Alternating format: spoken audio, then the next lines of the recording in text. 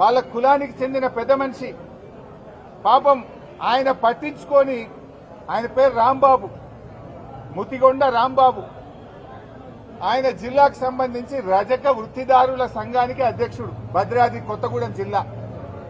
అయ్యో మా కులంలో ఒక బిడ్డకి ఇట్లయింది అని చెప్పి ఆ పాపను విషయాన్ని బయటకు తెచ్చి పోలీస్ స్టేషన్లో కేసు పెట్టి ఆ పాపను నిమ్స్ ఆసుపత్రికి తెస్తే అక్కడ ఖమ్మం పోలీస్ అధికారి ఫోన్ చేసి, ఏందా నువ్వు బాగా మాట్లాడుతున్నావు, అన్ని విషయాలు బయటకు తెస్తున్నావు, నీ మీద కేసు పెట్టా, నీ మీద ఎఫ్ఐఆర్ అవుతుంది, నువ్వు 6 నెలలు జైలుకు పోతావని బెదిరిస్తాడా? రక్షించాల్సిన పోలీసులు ఈ రకంగా బెదిరిస్తారా? ఆ పాపకు, ఆ పాప తల్లిదండ్రులకు మీరు కాపాడాల్సింది పోయి విషయాన్ని బయటకు తెచ్చినటువంటి జిల్లా అధ్యక్షుడికి ఇవాళ బెదిరింపులకు గురి చేస్తా ఉన్నాడు. పాపం ఆయన ఒక్క డ్రెస్ మీద ఇక్కడికి వచ్చి ఆ పాపకు, ఆ కుటుంబానికి అండగా ఉండి ధైర్యాన్ని ఇచ్చి ఆ కుటుంబాన్ని కాపాడే ప్రయత్నం చేస్తే పోలీసులు పాపం అతనికి ఫోన్ చేసి ఆయనను, రాంబాబును బెదిరించేటువంటి ప్రయత్నం చేస్తున్నారు. ఇది చాలా అమానుషం.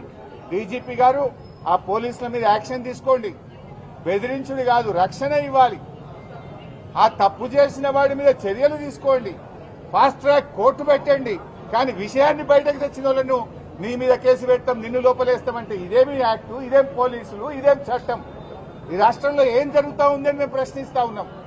దయచేసి ఇప్పటికైనా మేము ప్రభుత్వాన్ని సూటిగా డిమాండ్ చేస్తా ఉన్నాం. ఆ పాపకు వెంటనే ఒక 10 లక్షల రూపాయలు ఎక్స్గ్రేషియా ఇవ్వండి. ఎందుకంటే ఇంక 2 పిల్లలు ఉన్నారు, వాళ్ళు చదువుకోవాలి. ఇంకా 6 నెలల దాకా ఆ పాప ఆసుపత్రిలో ఉంటే ఆ కుటుంబం రెక్కాడితే డొక్కాడనోళ్ళు.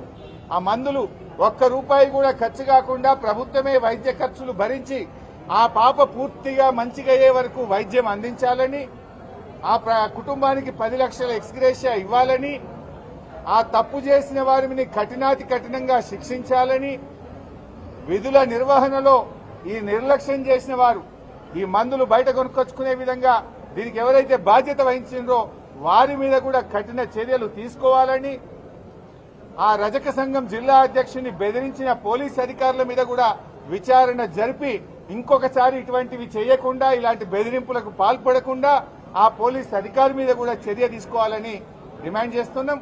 ఆ పాప పూర్తిగా నయమయ్యేదాకా కూడా బీఆర్ఎస్ పార్టీ ఆ అమ్మాయికి, ఆ కుటుంబానికి రక్షణగా ఉంటది. మేము మా ఫోన్ నంబర్లు కూడా రాసిచ్చాం. ఎప్పుడు ఏ ఇబ్బంది వచ్చినా మాకు ఫోన్ చేయమని చెప్పాం. తప్పకుండా ఆ కుటుంబానికి కంటికి రెప్పలాగా కాపాడుకుంటాం, ఆ కుటుంబానికి అండగా ఉంటాం, ధైర్యాన్ని ఇస్తాం. ఆ అమ్మాయి పూర్తిగా నయమయ్యేదాకా కూడా ఆ కుటుంబానితో పాటు మేము ఉంటామని తెలియజేస్తూ, ఇప్పటికైనా ప్రభుత్వం మేల్కొని మంచి వైద్యం ఇవ్వండి. అమ్మాయికి సర్జరీ చేయాలి.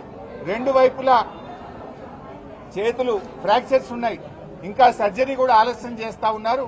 ఎలాంటి ఆలస్యం లేకుండా ఆ విరిగిపోయిన బొక్కలకు సర్జరీస్ కూడా వెనువెంటనే చేయాలని, అమ్మాయికి ఏ రకమైన వైద్యం అవసరం ఉన్నా అత్యున్నత స్థాయి వైద్యాన్ని అందించి ఆ అమ్మాయిని అన్ని రకాలుగా బాగయ్యే విధంగా ప్రభుత్వమే బాధ్యత తీసుకోవాలని చెప్పి కోరుతున్నాం. మంత్రి తుమ్మల నాగేశ్వరరావు వచ్చారు మీకన్నా ముందు. వస్తే ఏం లాభం బాబు, ఈ బిల్లులు చూడాలి కదా మంత్రి గారు.